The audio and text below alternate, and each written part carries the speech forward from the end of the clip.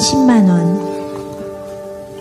여자 홀몸으로 힘든 농사일을 하며 판사 아들을 키워낸 노모는 밥을 한 끼 굶어도 배가 부른 것 같고 잠을 청하다가도 아들 생각에 가슴 뿌듯함과 5, 6월 폭염의 힘든 농사일에도 흥겨운 콧노래가 나는 등 세상을 다 얻은 듯해 남부러울 게 없었다.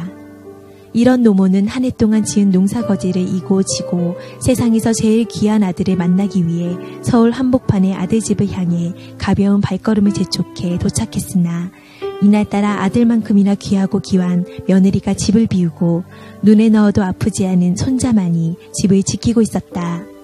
아들이 판사이기도 하지만 부잣집 딸의 며느리로 둔 덕택에 촌노의 눈에 신기하기만 한 살림살이에 눈을 뗄 수 없어 집안 이리저리 구경하다가 뜻밖의 물건을 보게 되었다.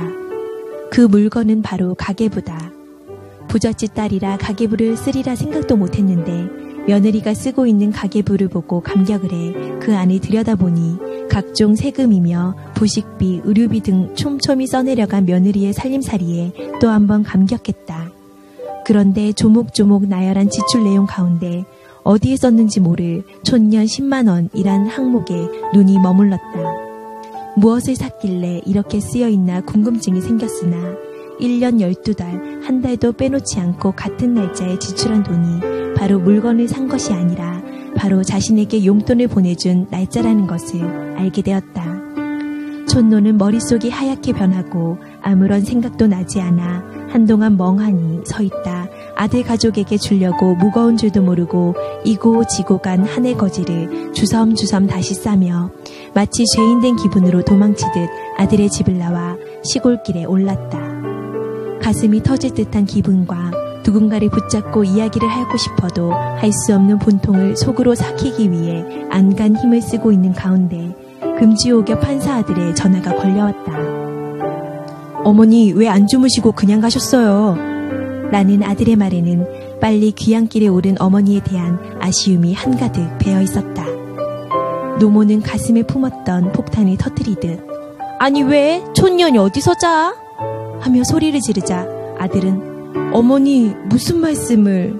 하며 말을 잇지 못했다. 노모는 무슨 말? 나보고 묻지 말고 너희 방 책꽂이에 있는 공책에게 물어봐라. 잘 알게다. 며 수화기를 내팽개치듯 끊어버렸다.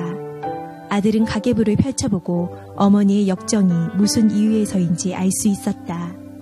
그렇다고 아내와 싸우자니 판사 집에서 큰 소리 난다 소문이 날 거고 때리자니 폭력이라 판사의 양심이 안 되고 그렇다고 이혼을 할 수도 없는 노릇이라 사태 수습을 위한 대책 마련으로 몇 날 며칠을 무척이나 힘든 인내심이 요구됐다.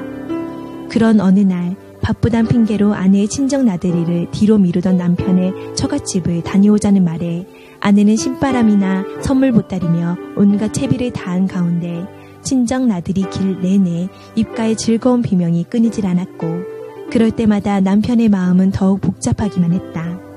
처갓집에 도착해 아내와 아이들이 준비한 선물 보따리를 모두 집안으로 들여보내고 마당에 서 있자 장모가 아니 우리 판사 사위 왜 안 들어오는가?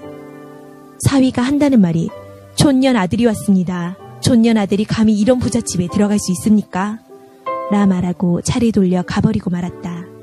그날 밤 시어머니 촌년의 집에는 사돈 두 내외와 며느리가 납작 엎드려 죽을 죄를 지었으니 한 번만 용서해달라며 빌었다.